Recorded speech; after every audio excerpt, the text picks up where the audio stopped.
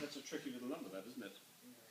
So one thing I'd say to you, this is again, I'm just making some quick comments about this. This is to do with piano playing. This is a sort of like what style do you think we'd call this?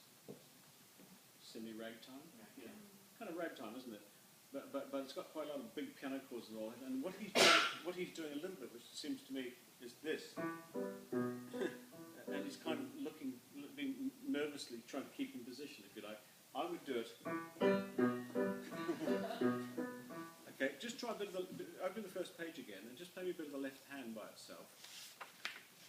Okay, and what I'd like you to do is a bit the movement you make. Everybody try it with a very relaxed wrist. You're kind of just bouncing on your arm like that, and that's what I'd like him to do. He's doing this. He's kind of staying high. He's trying to move in the position and not go wrong, if you like. He doesn't go wrong much, but it doesn't sound like he's kind of enjoying his left hand, you might say. Am I right? Okay. Now play me a bit of the left hand. So what did you say your name was? John. And you become far today? And you become far? No, don't stop playing. Have you become far today? I guess. Have you got brothers and sisters? Yeah, I have a brother.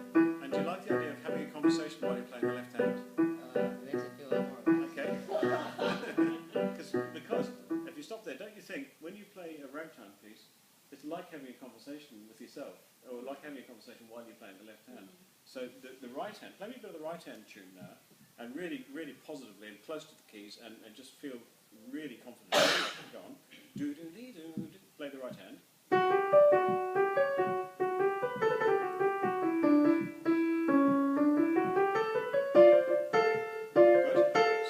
That's done pretty well. Now what I'm saying is think of the right hand as me talking to you, okay, and the left hand is just going.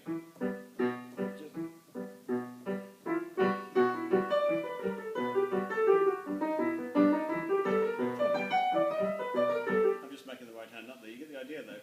So the right hand, think about the right hand, don't think about the left hand also, because you're looking at your left hand all the way through. Yeah. In fact, nobody cares about the left hand. What they want to hear is the tune of the right hand. Okay, so try that. Thinking of it as a conversation thing, where you play the right hand and the left hand, don't try to be consciously relaxed about the left hand and let it just bounce away. Try that. Both hands. What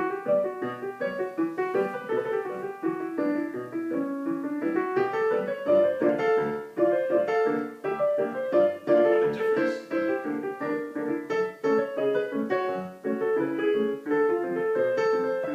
Good. So that's really different, isn't it? Yeah. And much easier. So that's the first thing. The second thing is the right hand itself. If I just have a look at this, take your place for a second. Yeah. Particularly when it gets to the chords, I've talked about this with a lot of the students, and that is if you've got a little group of notes in my music, you tend to have a little bit of a drop on the first of the group. So you should have...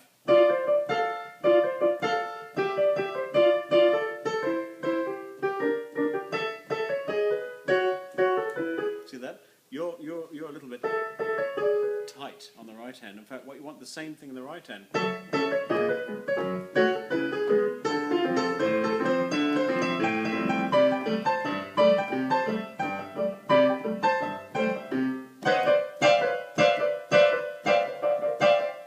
Quite a good idea to do that. Even practice that. On a digital piano, you can do that without breaking the piano. So you're going. Now that's quite a good idea, but also one thing I do is push my hand down on the beginning of each group to make the hand do an accent. You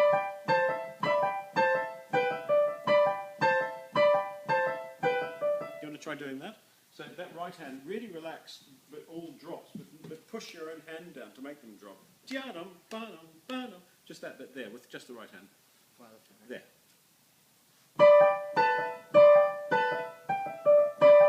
Does that feel good?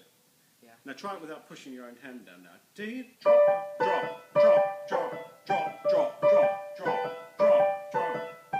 Now that feels much, that's easier to play, isn't it? Now put the left hand with it, it's going to be spectacular. Like that, so that flappy left hand. Yadam, banam, think of the right hand, not interested in the left hand. And all those fantastic drops.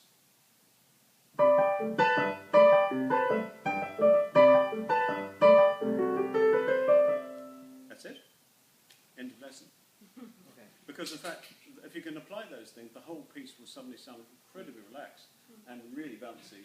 At the moment, it's a little bit tight, and you're also trying to find your way all the time unnecessarily.